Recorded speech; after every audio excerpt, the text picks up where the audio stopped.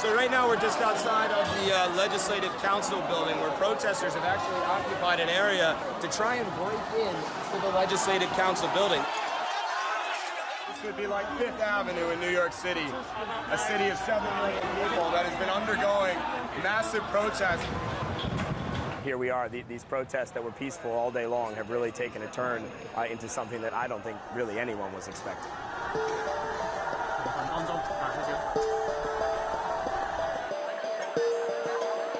It all starts with this extradition bill that was first introduced by the Hong Kong government.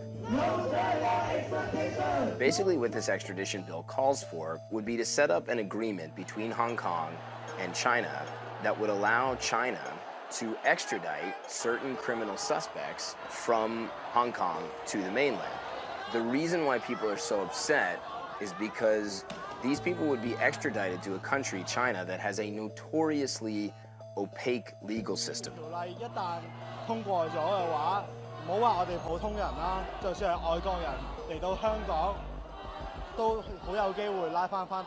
Yes, we're going to stop right now. Very dangerous. Absolutely. In the last 4 years that I've lived in mainland China, I've seen a litany of people get arrested for what can only be described as political reasons. So when I say that, think people like human rights activists, kind of people that speak out against the Communist Party. If this bill passes, it basically puts everyone in Hong Kong at the mercy of Beijing.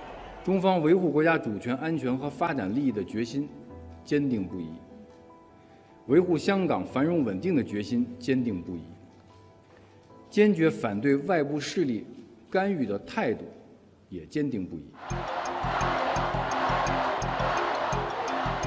This was an entire city that really was shut down by one march, because if 2 million people come out, well, there's only 7 million people or so in all of Hong Kong. And it was an absolutely inspiring scene in terms of the peaceful nature of these protests.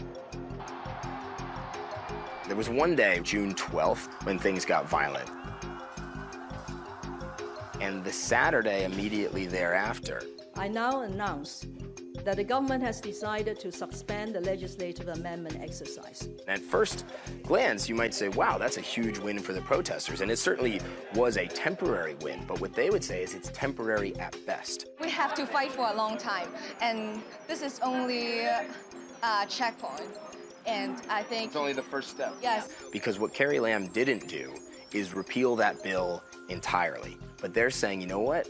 That's not good enough. This bill needs to be completely repealed, and until it is, we are going to be back out in the streets trying to make our voices heard, trying to force Carrie Lam not only to repeal the bill, but also they want her to resign.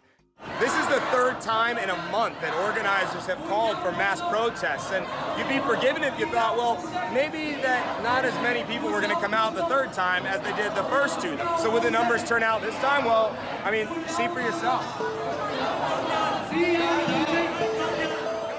You know, the bigger point here is that China's increasing reach into Hong Kong and the stripping away of certain freedoms that has really scared a lot of people in Hong Kong about what the future might look like.